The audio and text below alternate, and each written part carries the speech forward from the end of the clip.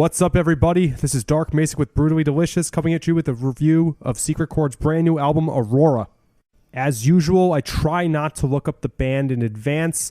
I did see that this was their first ever album, but I made a point of not looking up what they sound like, what their genre is, or anything along those lines.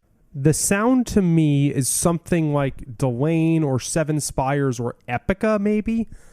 It's too slow to be something like Camelot or Amaranth. And of course, there is a female vocalist, although there are also one or two male vocalists. I guess this would qualify as Beauty and the Beast metal then. So, getting into this, there is a wonderful intro to this album. It's great stage walkout music. It's great for setting the mood for the first song, and it's called Dawn, which is just a great title for that kind of ambiance. So this album has very good vocals, but I specifically want to call out the production.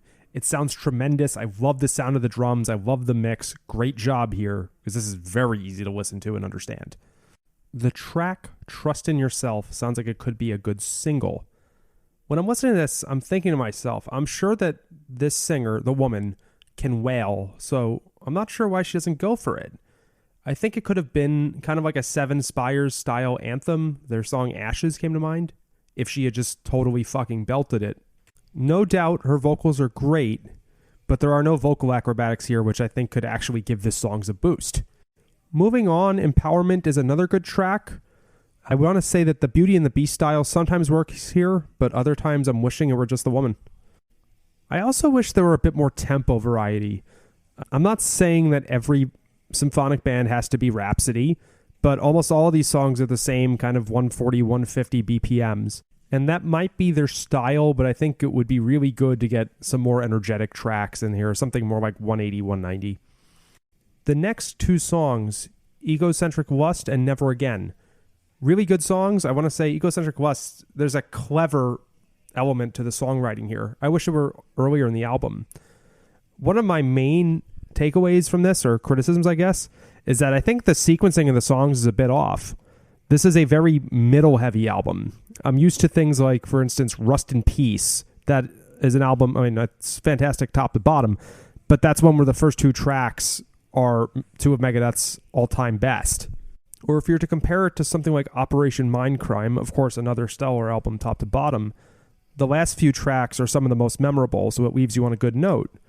This album, I think the strongest tracks are smack dab in the middle, so it takes a bit to get to the real goods.